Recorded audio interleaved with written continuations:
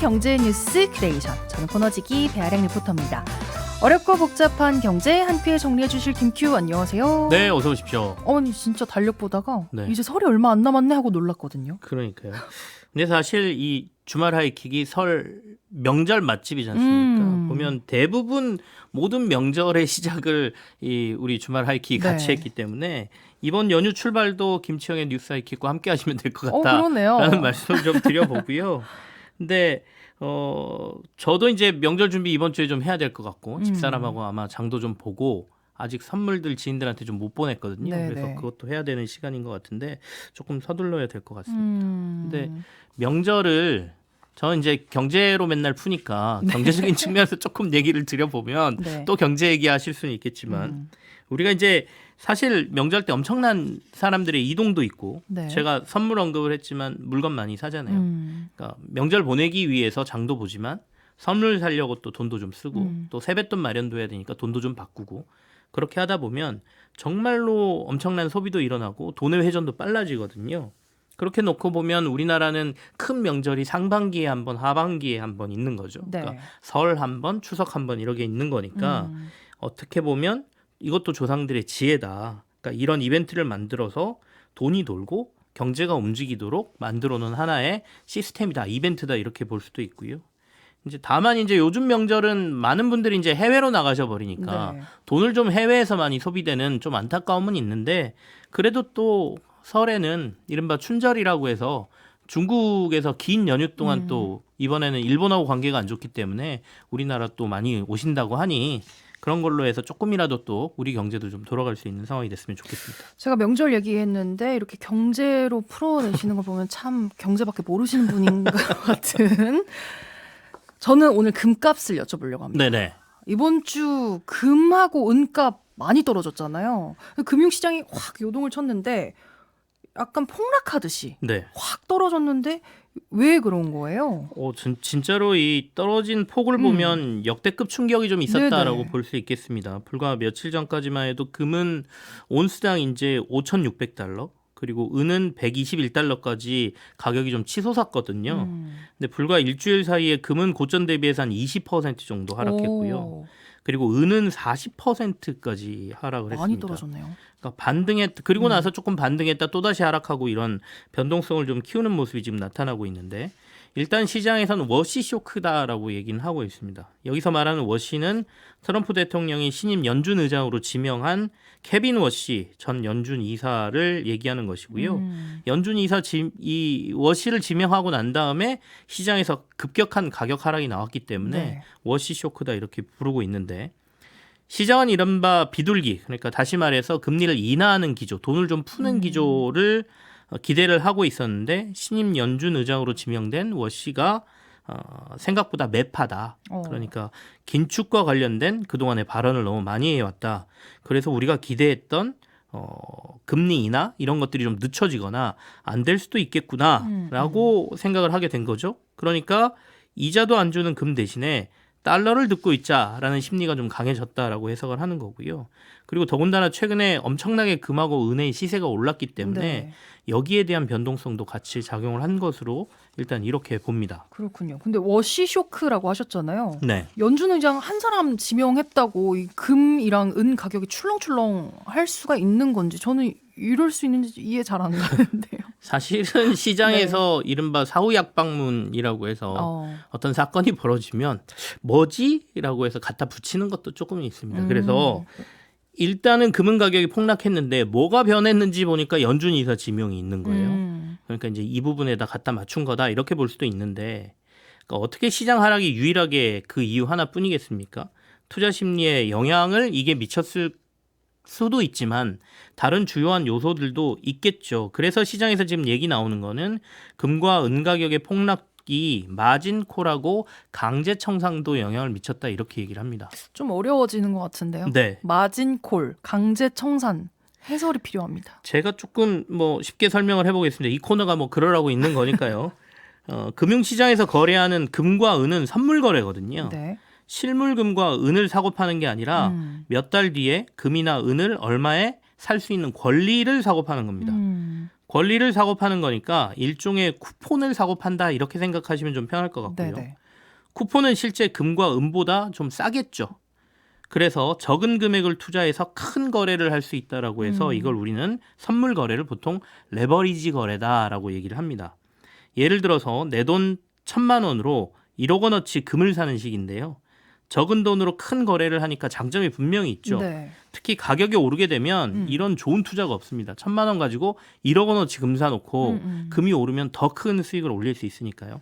근데 이게 반대 상황으로 가면 내가 맡긴 1,000만 원이 금방 손실로 돌려내 버립니다. 그러니까 금 가격 내가 1,000만 원에 1억 원어치 사놨는데 금이 떨어져서 금 가치가 9천만 원이 돼버리면 1,000만 원이 벌써 날아간 거잖아요. 그러니까 내가 투자한 금액이 벌써 다 사라져버리는 상황이기 때문에 이렇게 가격이 떨어지는 상황에서 나오는 게 바로 마진콜과 강제청산이다 이렇게 보시면 되거든요. 네. 그러니까 제가 앞서 이제 1,000만 원으로 1억 원어치 금거래 선물을 샀다고 했는데 만약에 시세가 1억 원이 9천만 원이 되면 1,000만 원 사라졌다 그랬잖아요. 그러면 거래소 입장에서는 뭘 하냐면 저 사람 보증금이 다 떨어졌네. 그러니 보증금 채워라고 해야 되겠다라고 전화를 겁니다. 그게 마진콜이에요. 당신 지금 가격 떨어져서 보증금이 다 사라질라 그러니까 빨리 보증금 더 넣어라고 네. 얘기합니다.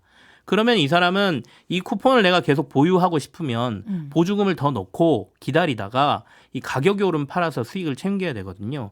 근데 보증금을 더 넣을 여력이 없는 사람, 이 사람들은 어떻게 되냐? 거래소에서 기다리다가 보증금이 안 들어오면 그 쿠폰을 바로 시장에다 내다 팔아버립니다. 그것도 떨어진 가격으로 팔아버리거든요. 그걸 이제 강제청산이라고 하는데 아까 말씀드린 것처럼 금 가격이 크게 떨어졌잖아요. 그러니까 거래소에서는 보증금이 떨어진 사람들이 생겼겠죠. 그러니까 마진콜을 넣었고 마진콜을 넣었는데 보증금을 못 넣은 사람들이 있겠죠. 그러니까 돈도 별로 없는데 레버리지를 크게 일으켜서 네네. 좀 도박성 투자를 한 사람들. 이게 사람이라고 표현하지만 기관들 중에는 굉장히 많거든요. 그러다 보니까 그 사람들이 강제청산까지 이루어지면서 폭락을 더 낳은 거다 이렇게 보셔야죠. 그러네요. 이게 순서대로 들으니까 이런 거구나라고 이해가 되는데 네네. 한마디로 정리를 하면 하락하니까 또 다른 하락을 불러일으킨 상황인 거죠. 정확합니다. 그런데 여기서 한 가지 일이 더 있었다라고 기사들이 나오고 있는데요. 그게 이제 시카고 상품거래소라는 곳이 있거든요. 네. 원자재나 기금속 이런 것들은 전부 선물 거래가 이 시장에서 이루어지는데 여기서 최근 앞서 설명한 선물 거래를 할 때 내는 보증금 비율을 올리는 조치를 조금 했습니다. 이건 뭐냐면 거래소가 가만히 보니까 금과 은 가격이 너무 많이 올랐단 말이죠. 물론 장기적으로 이들 자산이 계속 오를 수 있다라고 보긴 하는데 이 시장이라는 게 한없이 오르기만 하는 게 아니라 중간중간에 이렇게 한 번씩 출렁출렁 거리잖아요. 네네. 출렁거리면 문제가 좀 생길 것 같은 거예요. 중간중간에 만약에 출렁거린다 그러면 아까처럼 마진콜이나 강제청산이 일어날 가능성이 눈에 보이니까 야, 이참에 그러면 돈 없는 사람들 많아지면 골치 아프니까 보증금을 좀 올려서 이 충격을 좀 완화해 보자라고 해서 이것까지 보증금을 더 받아 두자라는 판단을 한 것이죠. 이걸 조금만 더 쉽게 설명을 해보면 피자 쿠폰으로 생각하시면 훨씬 쉽습니다. 그러니까 한 달 뒤에 내가 2만 원짜리 피자 한 판을 주는 쿠폰을 10,000원에 샀다고 해보시죠. 네. 선물은 나중에 물건을 받을 수 있는 권리니까요. 이 쿠폰은 바로 선물 거래거든요. 그런데 갑자기 밀가루 가격이 폭등해서 조금 말이 안 되지만 피자 한 판 가격이 4만 원이 돼버렸습니다. 쿠폰을 산 사람들이 이 쿠폰을 당근에서 11,000원, 12,000원에 팔고 있었거든요. 네. 근데 이제 피자로 바꾸면 이게 4만 원짜리를 바꿀 수 있잖아요. 그러니까 당근에서 거래를 안 하고 피자 가게로 가서 한 달 뒤에 나 이거 피자로 바꿀래라고 하는 사람이 늘어버린 거예요. 근데 피자 가게는 이게 선물 거래에서만 이동하면 좋은데 이걸 실제로 들고 와가지고 나 피자를 주세요라는 사람들이 몰려들면 난리 날 거 아니에요. 그러니까 야 그럼 쿠폰 가격을 올려서 이 사람들 이쪽으로 못 오게 하자라는 판단을 한 게 시카고 상품거래소에서 보증금을 올렸다 이렇게 보시면 되는 거죠. 피자로 하니까 지금 네. 바로 이해가 되어버렸거든요. 네. 금이랑 은 가격 이제 어떻게 되는 걸까요? 어떻게 될 거라고 보세요? 사실은 이걸 함부로 저희가 판단하기가 조금 힘든 상황이죠. 그러니까 앞서도 말씀드렸지만 이게 사실은 하락에 하락을 낳으면서 거기에 강제청산 마진콜을 제가 설명을 드렸고 네. 거기에 시카고 상품거래소가 보증금을 올린 것도 영향을 미쳤다고 했잖아요. 이게 전부 다 한꺼번에 나타난 거거든요. 근데 지금 사실 금과 은 가격이 앞으로 어떻게 될 거냐. 그건 사실 정확한 판단이 힘들긴 한데 다만 전문가들 그리고 오랫동안 원자재 시장을 분석해온 시장 전문가들의 의견을 좀 종합해서 보면 이번 상황이 어쩌면 본격적인 랠리를 위한 선수 교체 기간이다. 조금 이렇게 보는 해석들도 있습니다. 그게 어떤 걸까? 특히 이제 금의 경우가 그렇다는 거거든요. 그러니까 은은 조금 금보다 근본적인 수요가 좀 떨어져요. 물론 네네. 은이 산업재로서의 그러니까 산업에서 쓰이는 소비가 굉장히 많긴 하거든요. 근데 금은 다들 아시겠지만 중앙은행이 금을 사서 쟁여놓는 역할도 있잖아요. 그러니까 근본적인 수요가 금에는 있거든요. 네. 근데 은은 경기에 따라서 움직이기도 하고 그만한 수요는 없기 때문에 최근에 금값이 너무 많이 올라서 그 금값을 따라잡기 위해서 은이 따라붙은 거고 네.